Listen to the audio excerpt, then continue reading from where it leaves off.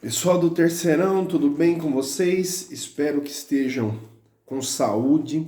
E a gente está vivendo o momento mais agudo dessa pandemia, então, por favor, cuidem-se a vocês e aos seus. Então, nessa semana eu subi pro Mudo, a priori, 2 vídeos. Um vídeo, ele aponta os desdobramentos da crise de 1929 em espectro macro, ou seja, no mundo. Quais foram os fatores desencadeadores do evento ocorrido a 24 de outubro de 1929. Então, o evento crise de 29 ele é produto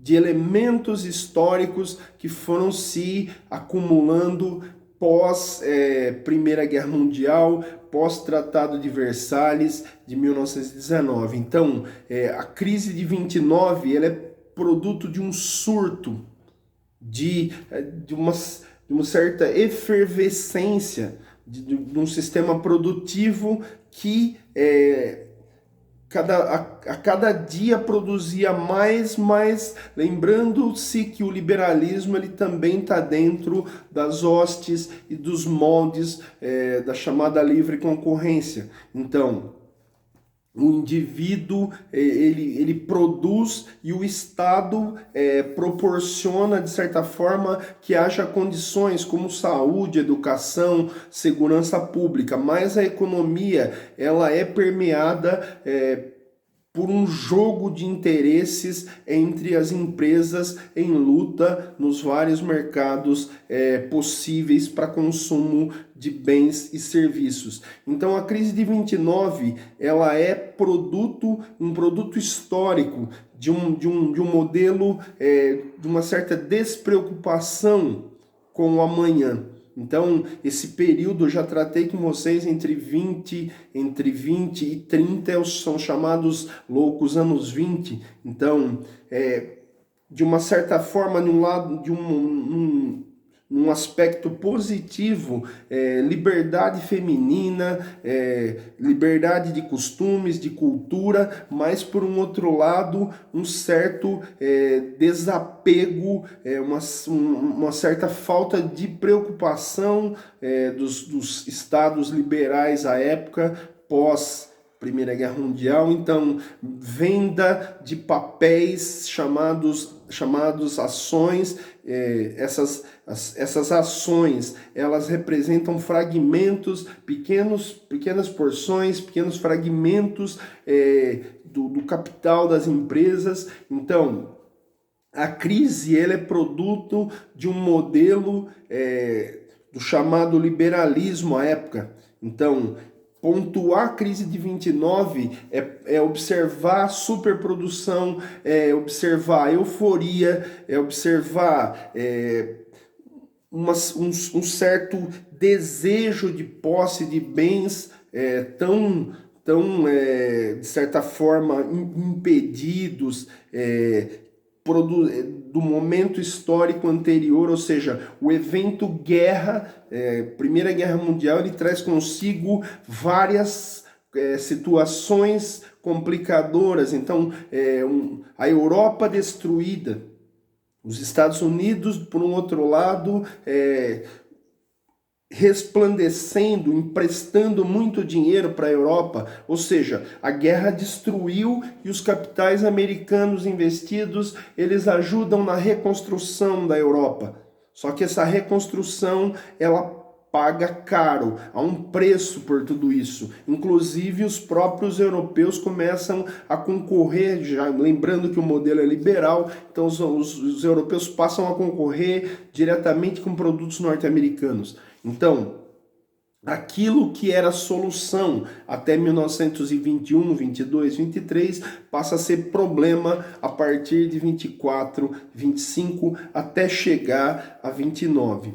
Então, num aspecto mundial, num aspecto, de certa forma, de um mundo globalizado, os americanos começam a sentir os efeitos de uma superprodução, os efeitos de uma ideia de certa euforia tanto econômica, cultural, social, assim, as pessoas não estavam preparadas para isso. Então, eu acho que no vídeo que eu coloquei para vocês, tem uma mulher que diz que ela vai economizando no cofrinho, e de uma hora para outra o pai pega o cofre para procurar emprego no centro da cidade. Eu creio que é no vídeo que eu coloquei para vocês. Se não for, dá uma pesquisada sobre isso daí. Então, há vídeos onde se mostra como era antes e como era depois. Essa crise de 29,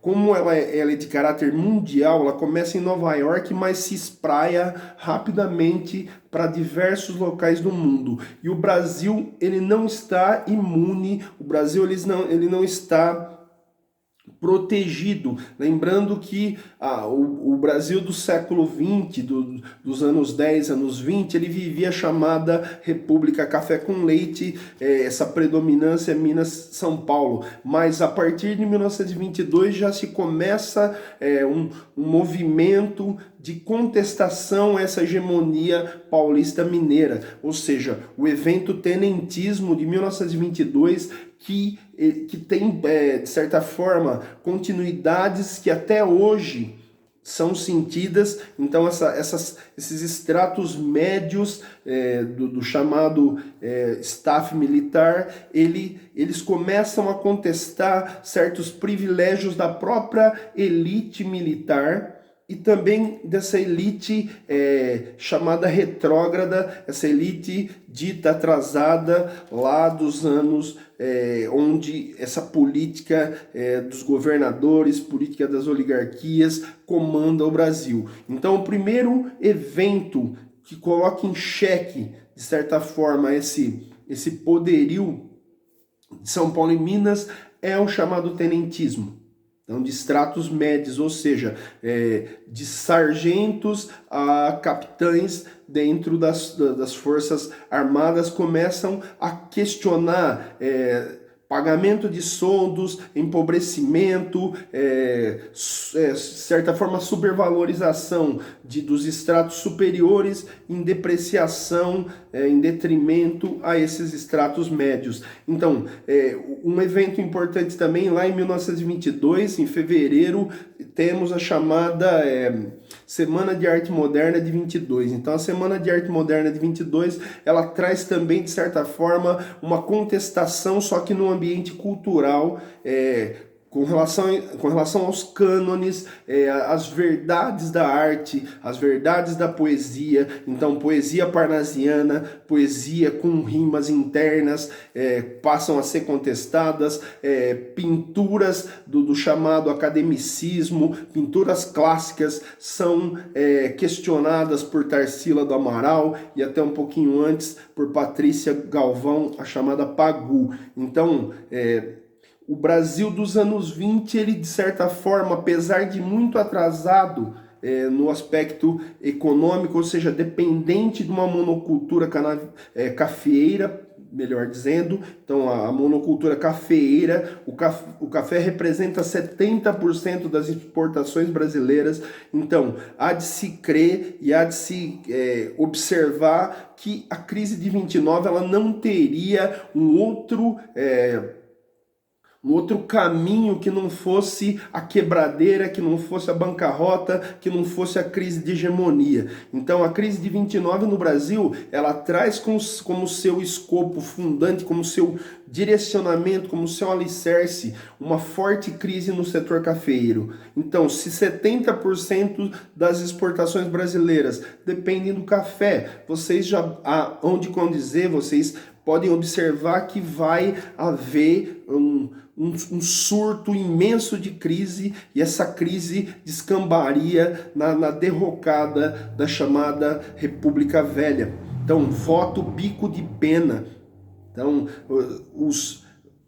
quem comandava a estrutura brasileira lá desde a República Velha, se não aceitasse, se tivesse um desafeto com qualquer pessoa eleita, esse nome eleito era arriscado. Então, essa é a chamada eleição bico de pena, também conhecida como degola, ou seja, se não me interessa, não toma posse. Então o Brasil ele vai caminhando para isso. Pelos anos de 1924, a formação da chamada coluna Prestes, ou seja, uma coluna paulista empurrada para o sul, combatendo o governo federal, se encontra com uma outra coluna, essa coluna vem do Rio Grande do Sul, e aí ao encontro dessas duas colunas forma-se a coluna Prestes, que percorre quase 30 mil quilômetros dentro do Brasil, combatendo desde soldados do exército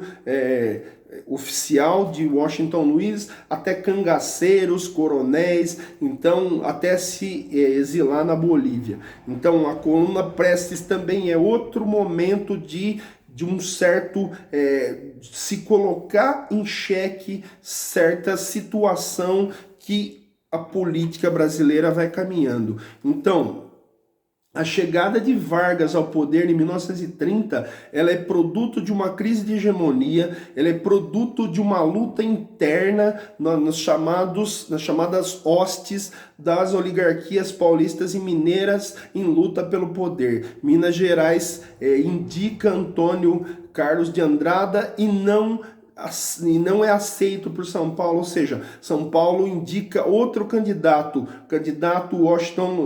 presidente Washington Luiz, em vez de indicar para a eleição o nome de Antônio Carlos de Andrada, indica Júlio Prestes. Então Júlio Prestes é eleito, mas não toma posse. Quem chega ao poder por meio de um golpe, esse golpe é chamado também de Revolução de 30. Então muitos manuais vão apontar Revolução de 30, outros manuais raríssimos vão apontar a palavra golpe. O interessante é que a chegada do Vargas, ele representa o ápice de uma forte crise de hegemonia, ou seja, ninguém sabe direito quem manda, se é Washington Luiz, se é Júlio Prestes, se são os mineiros. Então a chegada do Vargas se dá na esteira dentro desse espectro de luta interna pelo poder. Mas não podemos nos esquecer, para fechar, que está acontecendo um movimento muito maior, e o Brasil começa a sofrer